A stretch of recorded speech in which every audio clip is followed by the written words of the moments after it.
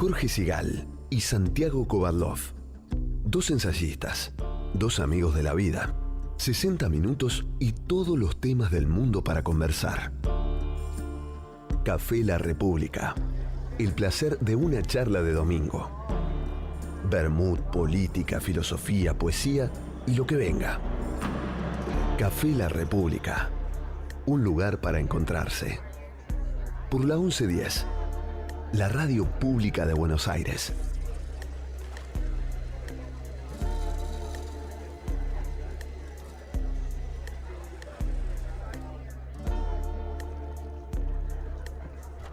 Muy bien, estamos a la 1:04, abriendo el Café La República, este boliche de todos los domingos, donde cambiamos un poquito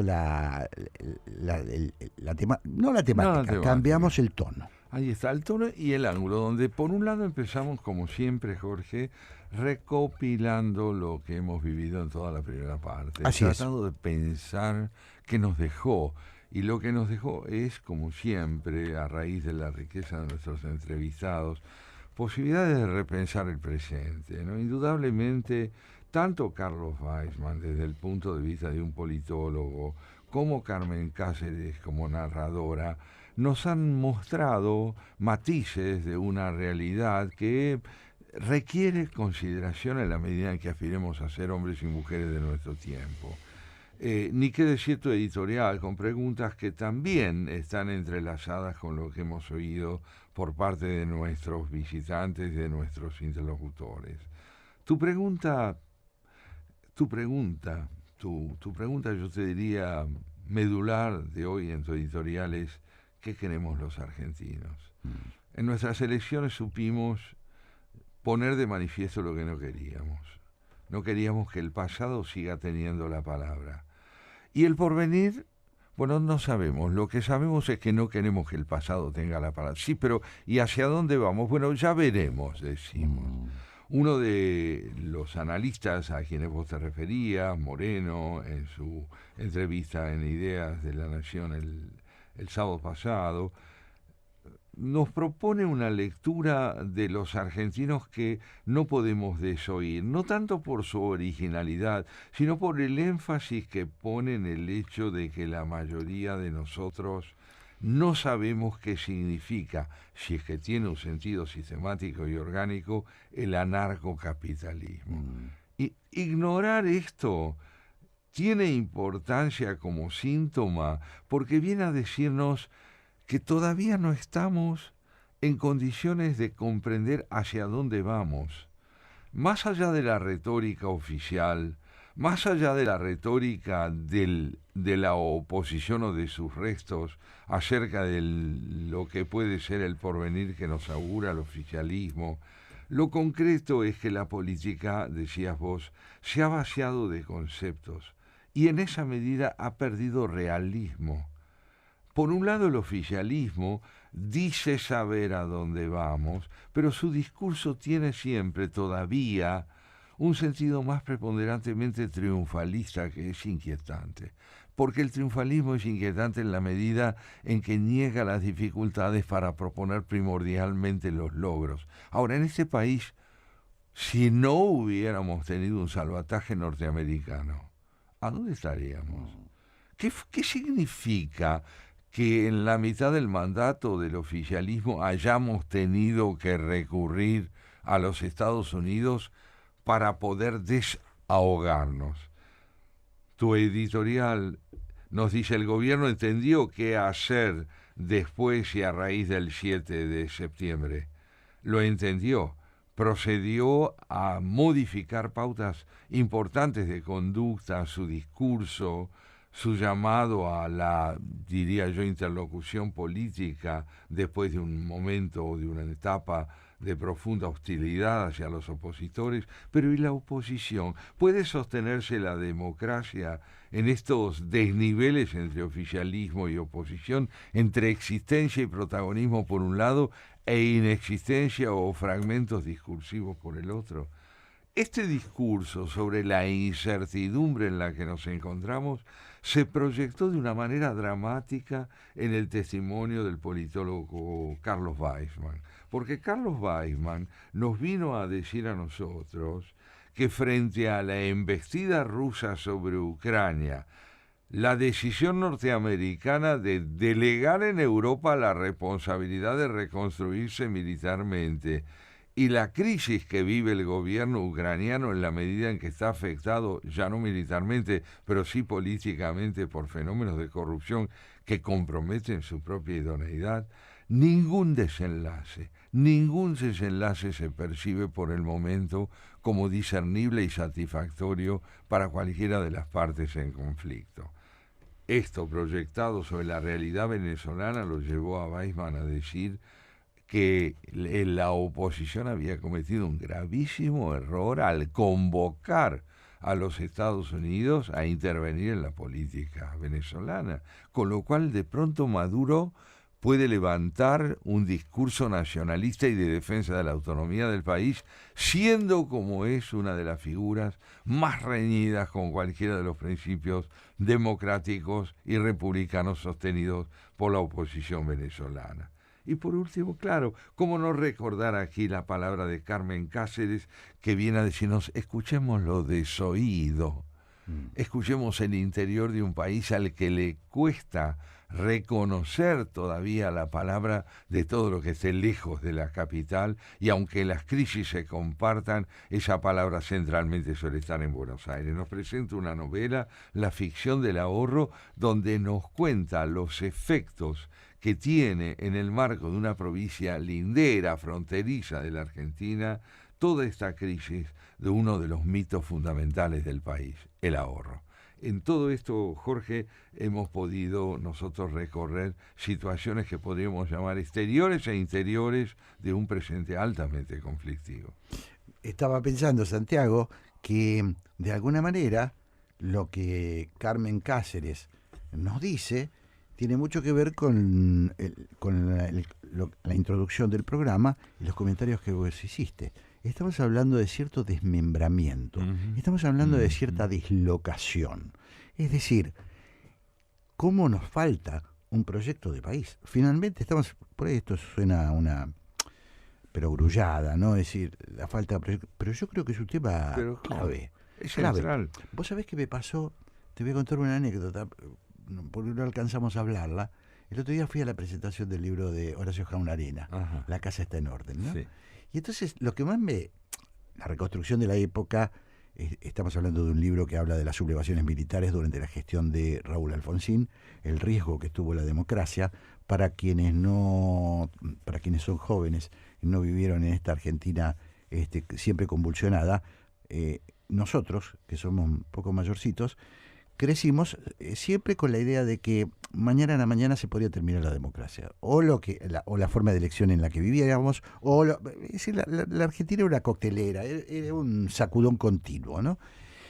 Y entonces, escuchar de nuevo los testimonios de Botana, de Horacio mismo, explicar, recordarnos lo que fue esa batalla por poner los postes, los cimientos claro, de la democracia, que ahora suena, dice, no, un poquito me dio, más allá de recordarme aquella forma de vivir que teníamos, dije, ¿cómo estamos desperdiciando un poco la estabilidad democrática que logramos? La consolidación, de alguna manera, de la democracia como sistema de vida. No hay duda. 4 décadas donde los conflictos se despliegan dentro de la institucionalidad. Incluso corriendo riesgos como el 2001, que estuvimos al borde, ¿no? Estuvimos así. Pero nunca se planteó, nunca hubo un tanque, digamos, nunca hubo un general. Para nosotros lo común era cuando pasaba eso, venía un general. Sí, por eso hay que diferenciar la estabilidad del sistema desde un punto de vista formal de la subsistencia de deudas contraídas con el afianzamiento de la democracia. Claro. El sistema se ha sostenido en lo formal, pero al mismo tiempo, como no hemos alcanzado, y tu editorial lo evidenciaba, a arraigar en el sistema de partidos y en lo que podríamos llamar el diálogo o la confrontación civilizada entre oficialismo y oposición, las posibilidades de seguir ahondando el afianzamiento del sistema, hoy vivimos otra incertidumbre. La pregunta tal vez hoy ya no sea si podemos seguir viviendo en democracia, sino si esa democracia puede ser republicana. Claro, muy interesante el punto de vista que estás dando. ¿Puede ser republicano o esto es un populismo? ¿A dónde vamos? ¿Se ahondará la vertiente recuperadora de los ideales de 1983 con Raúl Alfonsín? Claro. Bueno, es un poquito, nosotros lo reiteramos habitualmente en este programa porque es nuestro desvelo, ¿no? Estamos ante una nueva propuesta, por eso suena tan raro eso del anarcocapitalismo, porque lo que estamos viendo es un proyecto de ortodoxia económica. Nosotros no sabemos, la sociedad argentina no sabe qué es el anarcocapitalismo. Lo que estamos viendo es, y hay temas muy fuertes para discutir, Santiago. Urgentes. Industrialistas como Paolo Roca acaba de criticar no criticar, pero llaman la atención, claro, sobre deudas contraídas. Cierran empresas. Sí, cierran empresas. Y por un lado vos tenés una profunda clarificación acerca de la instrumentación perversa del Estado como fuente de empleo, ¿no es cierto? Donde claro, realmente la política kirchnerista, en lugar de afiliar a un partido, afiliaba al Estado primordialmente para poder brindar empleo, un empleo que permitía que mucha gente subsistiera sin trabajar cabalmente, con una identidad laboral ficticia, garantizada ideológicamente, pero no productivamente.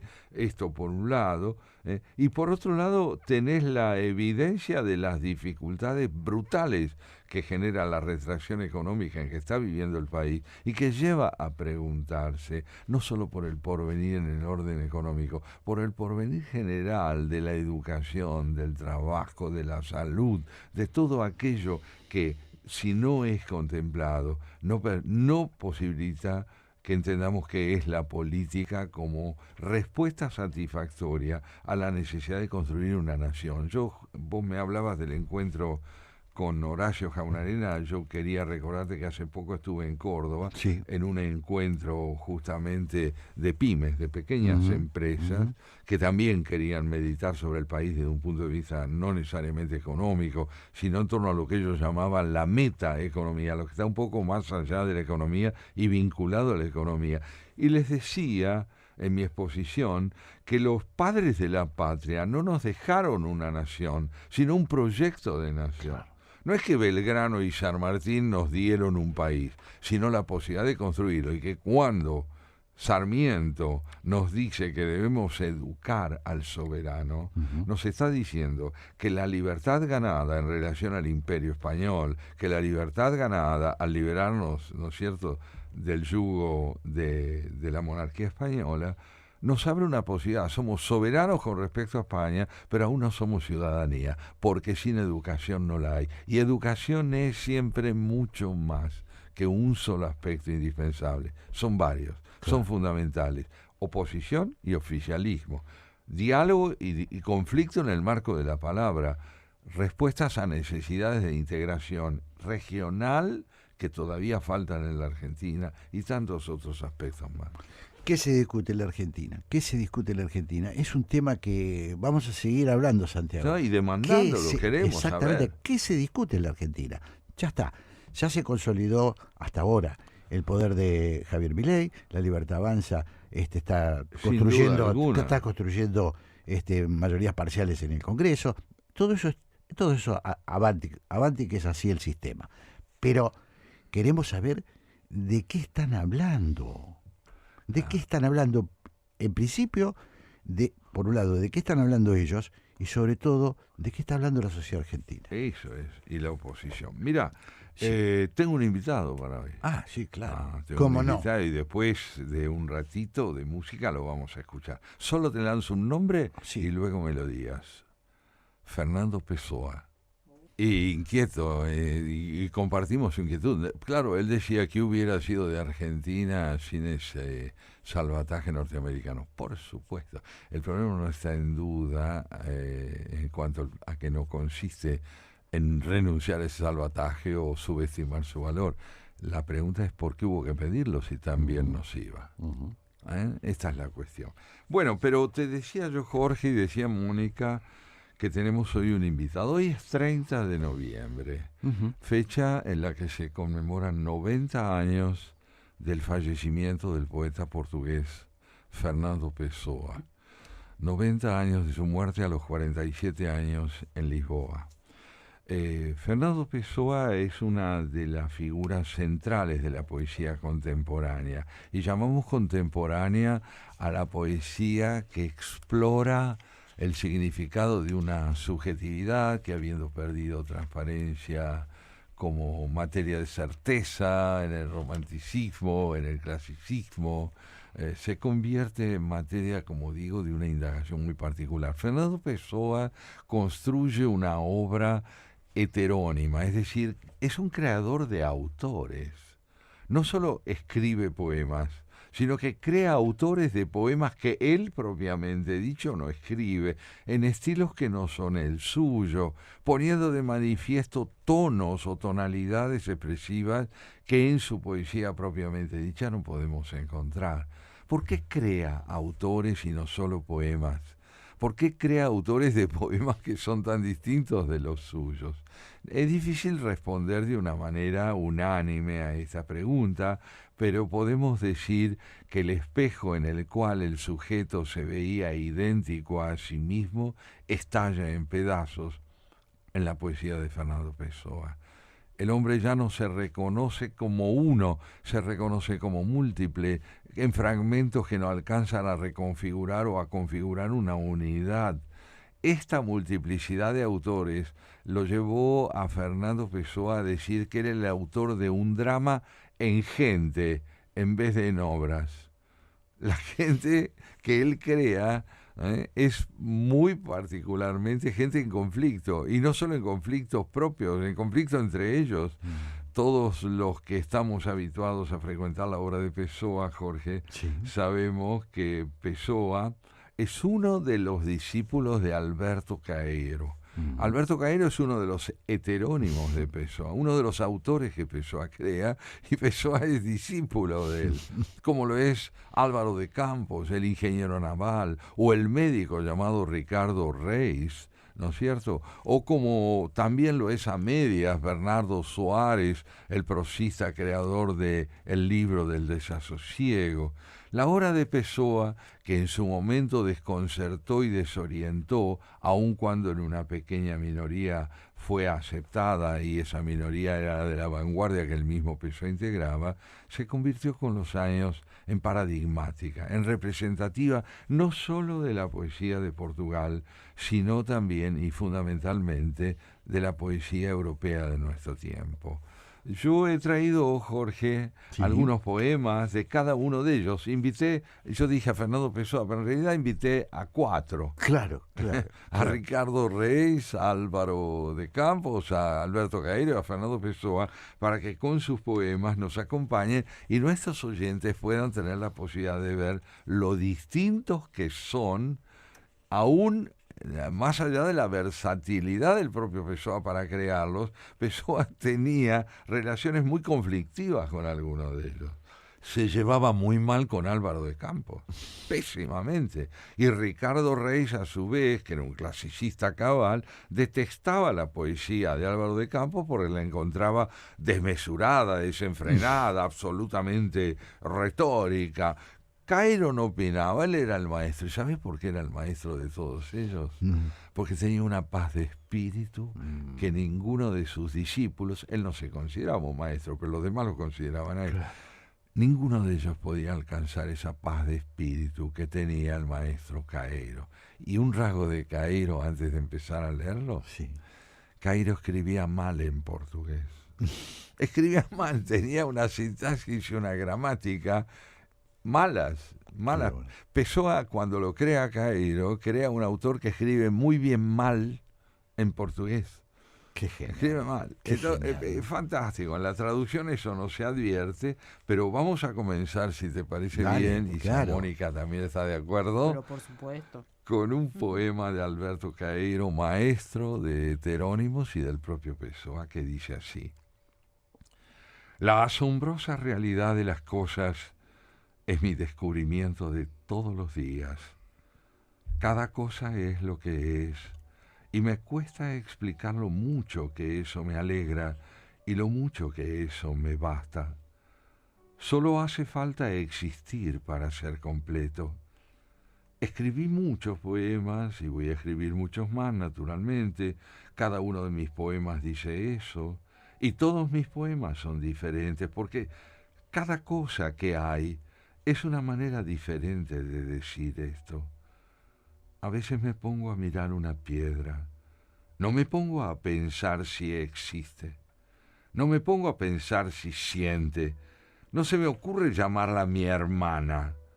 Me gusta porque es una piedra, me gusta porque no siente nada, me gusta porque no tiene ningún parentesco conmigo.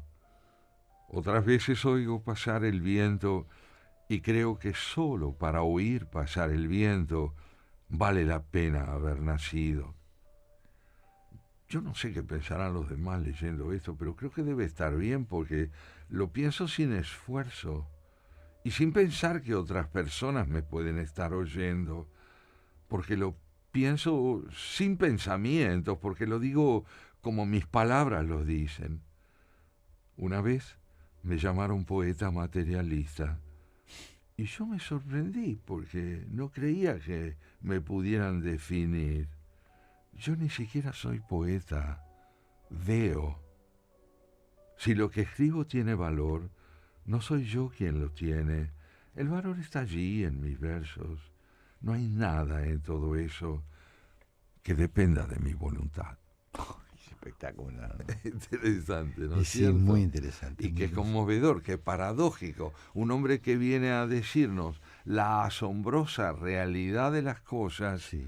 es mi descubrimiento de todos los días. La costumbre no lo devora, la perplejidad lo tiene a él temblorosamente situado ante el hecho de existir, Qué maravilla. de haber sido uno por una única vez. Qué maravilla. Y de este asombro que lo vincula al mundo siempre en una relación conmovida, él viene a decirnos que ni siquiera es un poeta, que él ve. Es extraordinaria Pessoa, ¿no? Como ese desdoblamiento de lo que todos somos, ¿no? Un poquito de cada cosa, pero él lo convierte en Música. en música, es espectacular. En palabras conmovedoras. Precioso. Y este otro poema Vamos. de Caeiro: el Tajo es más bello que el río que corre por mi aldea. Pero el Tajo no es más bello que el río que corre por mi aldea, porque el Tajo no es el río que corre por mi aldea. En el Tajo hay grandes barcos y por él aún navega para quienes ven en todo lo que allí no hay la memoria de las calaveras. El Tajo baja de España y entra al mar en Portugal. Esto lo sabe cualquiera, pero pocos saben cuál es el río de mi aldea y hacia dónde va y de dónde viene. Y por eso, porque pertenece a menos gente, es más libre y más grande el río de mi aldea. Por el Tajo se va al mundo, más allá del Tajo está América y la fortuna de los que la encuentran. Nadie pensó nunca que hay más allá del río de mi aldea. El río de mi aldea no hace pensar en nada. Quien está en su orilla, solo está en su orilla. Es espectacular. Hermoso. Esta es la poesía del maestro Caeiro, y claro, y está también la de sus discípulos. Por ejemplo, recordémosle a nuestros oyentes un gran poema de Fernando Pessoa llamado Navidad, Natal en portugués. Pessoa vivió, como sabemos muchos de nosotros, entre 1888 y 1935. Murió a los 47 años de edad. Un niño, un joven. Muy joven. Sí, muy joven. Así es. Una vida muy ruinosa, ¿no? Muy ruinosa, muy contaminada por la bebida, muy Claro. contaminada El tabaco. por el tabaco. Pero claro, nos dejó esta obra en la que día a día, cuando lo frecuentamos, tenemos un amigo. Claro, y vos dirías que es una forma del pesimismo lo de Pessoa. ¿Hay algo? ¿O es realismo? ¿O es un... cómo lo llamarías? Vos te referís Bueno, al espíritu de Pessoa, ¿no? Bueno, era un hombre que combatió, digamos así, su sentimiento de fragilidad interior, de cierta angustia. Claro, que lo recordémosle dominaba. lo hemos hablado muchas veces, vos lo has dicho acá en este programa, recordémosle a la gente que Fernando Pessoa tenía una vida, además de estos hábitos que lo llevaron a la muerte finalmente, era un hombre pobre, era un hombre... Era muy pobre, sí, era un hombre que vivía con un sueldo nacido de un puesto de traductor en una empresa, ganaba un salario mínimo que le permitía pagar una pensión, no tenía Sí, una casa, claro. iba de pensión en pensión, había tenido una novia en una de las empresas, conoció a Ofelia Queiroz, a quien yo conocí. Ofelia Queiroz había nacido en 1900. En 1985, en Portugal, en uno de los encuentros entre pessoanos a los que tuve la suerte de asistir, la conocí a ella, me la presentó Saramago. Mirá. Sí, Saramago me la presentó, era una mujer encantadora, ya una anciana, pero muy lúcida, que habría de morir en 1990. Y bueno, ella fue la noviecita de él, pero una noviecita también muy atormentada, porque Pessoa era digamos así, un hombre muy complicado, con muchas dificultades para entablar una relación profunda y de entrega plena, ¿verdad? Pero ella, que sospechaba quién era él, nunca supo en verdad quién era, y Pessoa tampoco se lo reveló. ¿Qué nos dice Pessoa entonces? Sí. En su poema Navidad: nace un Dios, otros mueren, la verdad no vino ni se fue, el error cambió. Tenemos ahora otra eternidad y era siempre mejor la que pasó. Ciencia ciega, la estéril gleba labra, loca la fe vive el sueño de su culto. Un nuevo Dios es solo una palabra, no busques ni creas más. Todo es oculto.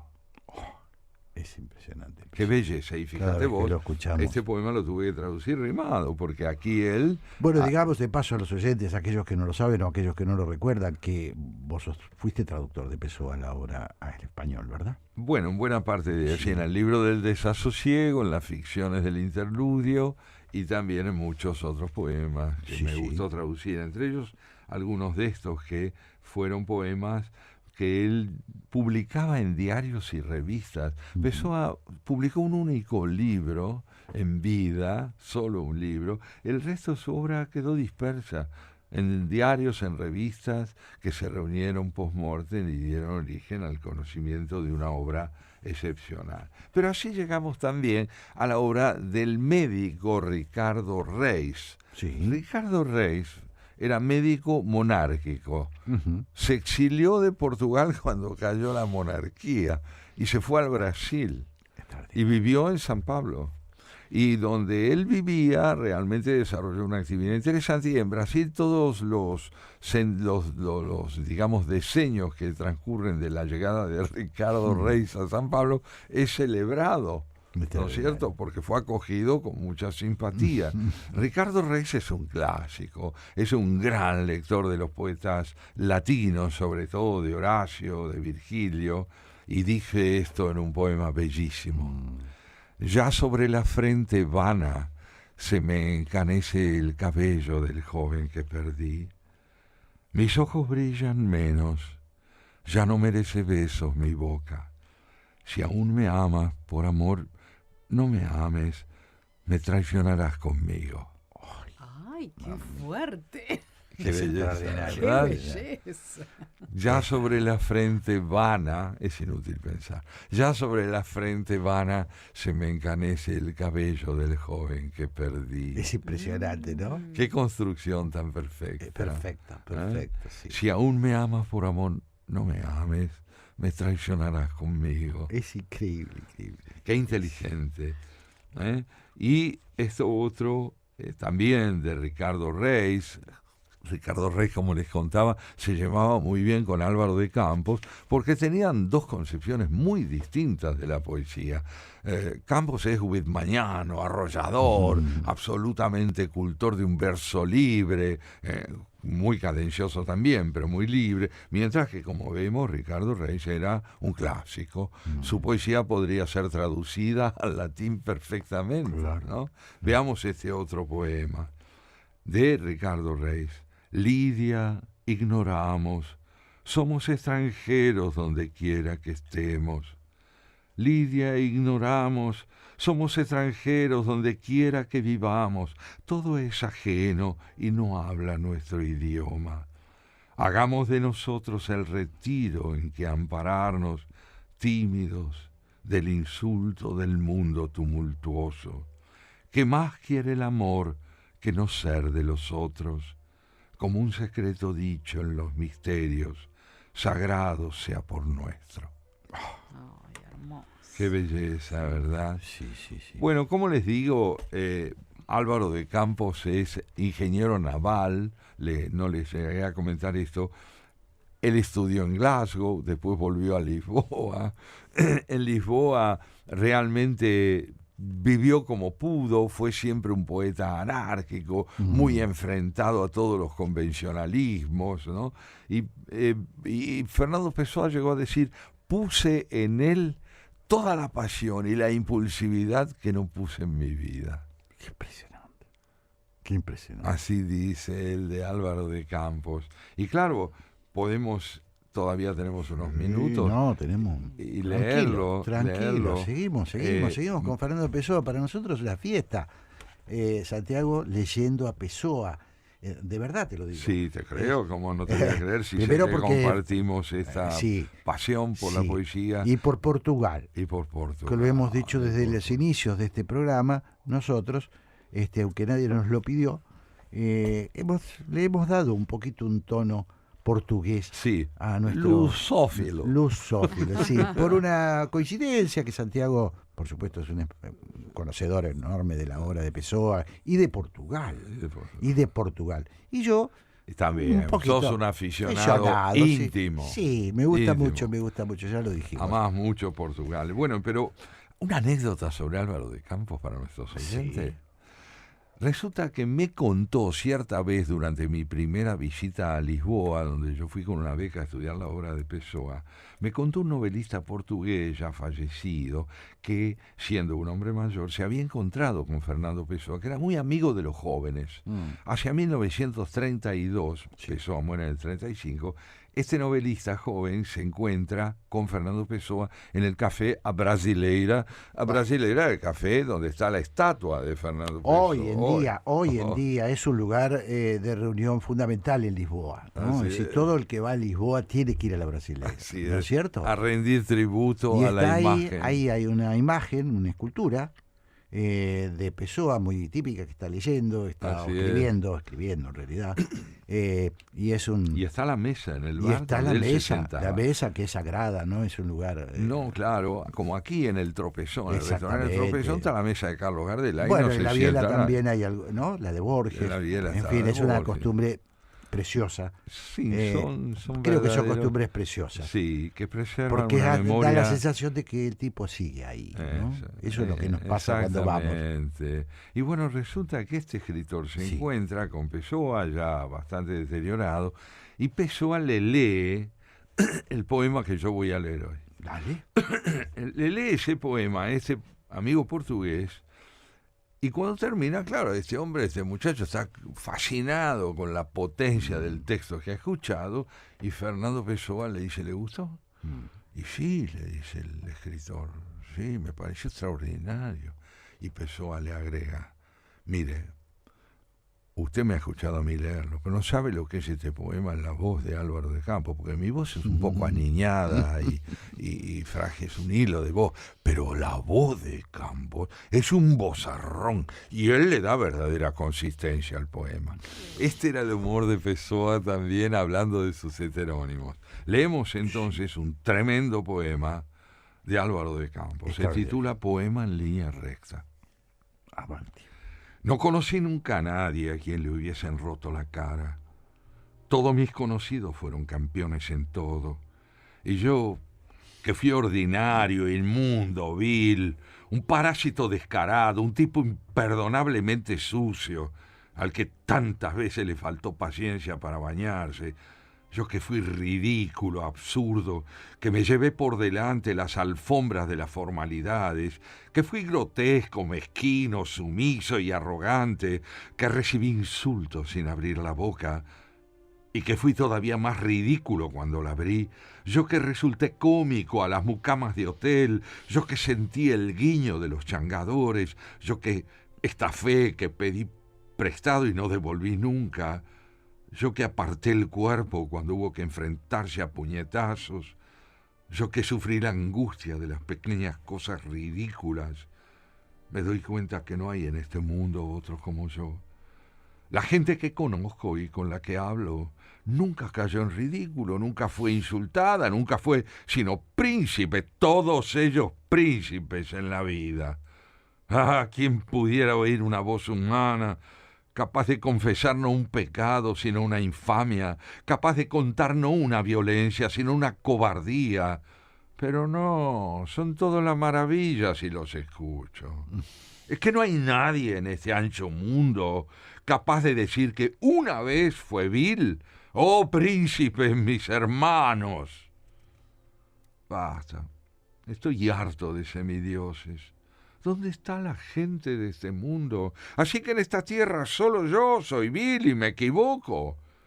Admitirán que las mujeres no los amaron, aceptarán que fueron traicionados, pero ridículos nunca. Y yo, que fui ridículo sin haber sido traicionado, ¿cómo puedo dirigirme a mis superiores sin titubear? Yo, que he sido vil, literalmente vil, vil en el sentido mezquino e infame de la vileza. Pero esto se merece un aplauso. O sea, ya de por sí el texto de Álvaro de Campos es bellísimo, pero Santiago le imprime una emoción y una vida a esas palabras. Tal cual, tal cual. Sí. Bueno, gracias. Yo trato de Que hacer usted se lo merece que un aplauso y mucho más. decía Con eso le digo Fernando todo. Pessoa. Lo que decía Pessoa, este poema La voz de Campos debe sonar potente y me advirtió que lo lea con la mayor potencia que pudiera. Pero ya ven ustedes la versatilidad de tonalidades, desde la poesía apacible de Caeiro y cargada de ideas paradojales, la poesía lúcida e inquietante de Fernando Pessoa en su ascetismo absoluto, ¿no? Ha muerto un dios, llega otro, la verdad no vino ni pasó, cambió, y la poesía rigurosamente de un lirismo intensísimo y cadencioso al estilo de la mejor poesía latina de Ricardo Reis, y luego este torbellino, esta tormenta de Álvaro de Campos. Así es la poesía de Pessoa, y claro, queda mucho por leer, pero realmente me falta una voz. A ver. La voz de Bernardo Suárez, el autor del libro del Desasosiego. Claro. Bernardo Suárez era asesor contable. Uh-huh. Trabajaba en un estudio contable, era un asistente de contabilidad. Parecido a Pessoa. Parecido a Pessoa, pero en contabilidad. Dicho sea de paso, a Pessoa le gustaba mucho la contabilidad. Uh-huh. La estudiaba, le encantaba y opinaba tal vez demasiado sobre el tema, a tal punto que un día un señor que entendía le Salvo puso... la propia, ¿no? Porque la contabilidad propia le iba malísimamente mal. Exactamente. Sí. Bueno, Bernardo Suárez, autor de esta maravilla llamada El libro del desasosiego, dice así: el mundo en el que nacimos sufre de siglo y medio de renuncia y de violencia, de la renuncia y de la violencia de los inferiores, que es su victoria. Ninguna cualidad superior puede afirmarse modernamente, sea en la acción, sea en el pensamiento, en la esfera política o en la especulativa. La ruina de la influencia aristocrática creó una atmósfera de brutalidad y de indiferencia tales hacia las artes que en ellas una sensibilidad fina no puede encontrar refugio. Duele cada vez más el contacto del alma con la vida. El esfuerzo es cada vez más doloroso porque son cada vez más odiosas las condiciones exteriores del esfuerzo. la ruina de las ideas clásicas hizo que todos los artistas posibles, y por lo tanto todos los malos artistas, pudieran ser artistas. Cuando el criterio del arte era la construcción sólida, la observancia cuidadosa de las reglas, pocos podían intentar ser artistas y gran parte de ellos son muy buenos. Pero cuando el arte pasó a ser concebido como creación, a ser concebido como expresión de sentimientos, cada cual puede intentar ser un artista porque todos tienen sentimientos. Extraordinario Pessoa, ¿no? Realmente extraordinario. La prosa de Bernardo Soares. De Bernardo Soares. La prosa de Bernardo Soares. Bueno, yo creo que ya debemos hacer una pausa, tal vez, o no, pero me queda por leerles algo fundamental. Pero dale. Pero olvídate del reloj. Bueno, que entonces, yo me encargo. Mira, lo tengo ahí. Lo tenés y la ahí, tengo a ¿no? Gabriela allá. Sí. Gaby está supervisando todo. Ella Y Agustín siempre. también. Sí, es nuestro faro. Es nuestro faro, sí. Nuestro faro. Sí, nuestro piloto, ¿no? Eso, así es. Carta de Fernando Pessoa a Adolfo Casais Monteiro. Adolfo Casais Monteiro, coetáneo de Fernando Pessoa, fue un gran ensayista y un buen poeta, pero sobre todo un notable ensayista que estudió mucho la obra de Pessoa, y un día le pidió que le cuente el origen de sus heterónimos. Ajá. El origen de los heterónimos. ¿Cómo es que se le ocurrió a usted crear todo varios. esto? Ser varios. Y entonces Fernando Pessoa, en una carta del 30 de enero de 1930, exactamente 9 meses antes de morir, el mismo día, 30 de noviembre, le escribe lo siguiente. Paso ahora a responder su pregunta sobre la génesis de mis heterónimos. Vamos a ver si logro explicarme totalmente. Comienzo por la parte psiquiátrica. El origen de mis heterónimos es el hondo síntoma de mi histeria. No sé si soy simplemente histérico o si, más exactamente, soy un histérico neurasténico. Me inclino por esta segunda hipótesis porque hay en mí fenómenos de abulia que la histeria propiamente dicha no encuadra en el registro de sus síntomas. Sea como fuere, el origen mental de mis heterónimos está en mi tendencia orgánica y constante a la despersonalización y a la simulación. Estos fenómenos, felizmente para mí y para los demás, se cristalizaron en mi mente. Quiero decir que no se manifiestan en mi vida práctica, exterior y de relación con la gente. Estallan hacia adentro y solo yo los vivo. Si así no fuera, irrumpirían en forma de ataques o cosas parecidas y serían el escándalo del vecindario. Cada poema de Álvaro de Campos, el más histéricamente histérico en mí, sería motivo de alarma para la gente que vive alrededor mío. Pero como yo soy un hombre y soy abúlico, como le dije, y en los hombres la histeria asume generalmente aspectos mentales, todo esto termina en silencio y poesía. Esto explica más o menos bien y más o menos mal el origen orgánico de mi heteronomía. Voy a relatarle ahora la historia directa de mis heterónimos, comenzando por aquellos que murieron, algunos de los cuales ya no recuerdo, pues yacen perdidos en el pasado remoto de mi infancia casi olvidada. Extraordinario. Fernando Pessoa en la Café La República. Así es. Hemos dado un paseo maravilloso, Santiago. Gracias. Gracias a todos ustedes. No, además, gracias, a los gracias. dos. Vamos a encontrarnos ahora con la señora Graciela Fernández Mejide. Que así sea. Vamos a ponernos serios. Estamos serios. Esto es muy Estamos serio. Estamos inspirados, ¿no, Mónica? Nos hemos dado un paseo por lindo, estos ¿no? heterónimos lindo, de Pessoa. Lo disfrutamos mucho, por Santiago, favor. de verdad. Lo disfrutamos mucho. Qué lindo. Ha sido gracias, un show. Gracias show. a ustedes también, compañeros. Café La República. Jorge Sigal y Santiago Kovadlov conversan en la Radio Pública de Buenos Aires.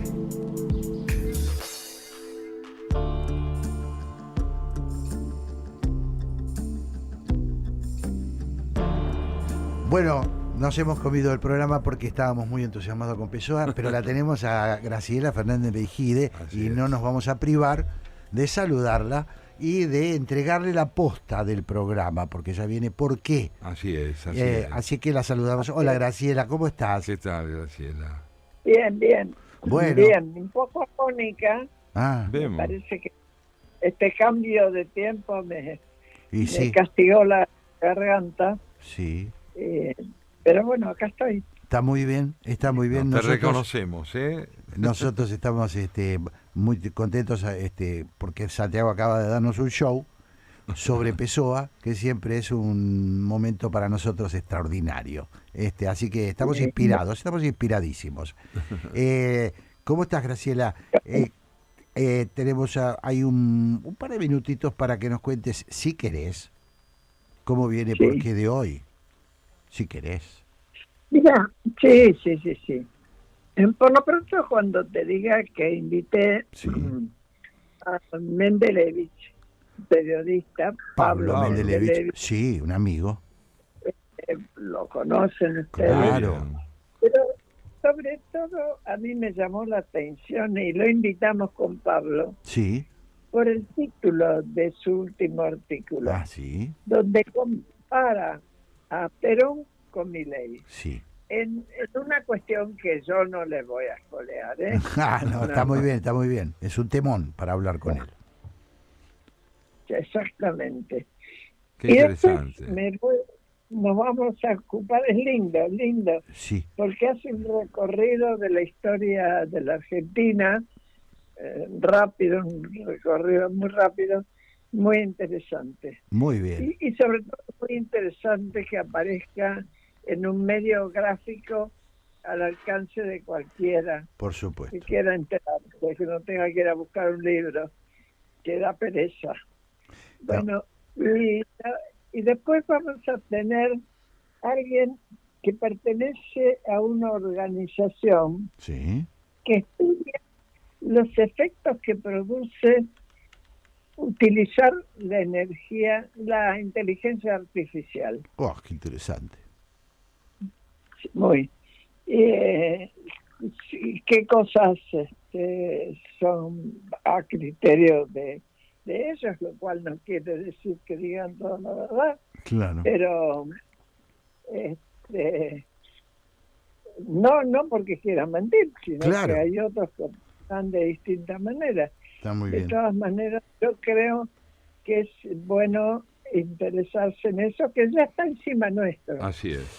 Espectacular. ¿Quién no tiene en su celular un circulito celeste? Tal cual. Bueno, Graciela, estamos ahí empezando a pisar el horario de el porqué, así que te dejamos que recibas a tus invitados y la invitamos a los oyentes a quedarse en la AM 1110. Ya empieza el programa de Graciela Fernández Meijide. Nosotros te mandamos un gran abrazo y nos despedimos hasta el domingo que viene con Santiago Kovadlov, con Mónica Ferreira.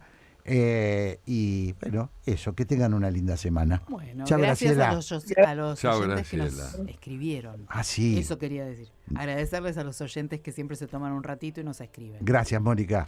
Hasta pronto. Chao, hasta el domingo que viene. Chao a todos. Jorge Sigal y Santiago Kovadlov en la 1110.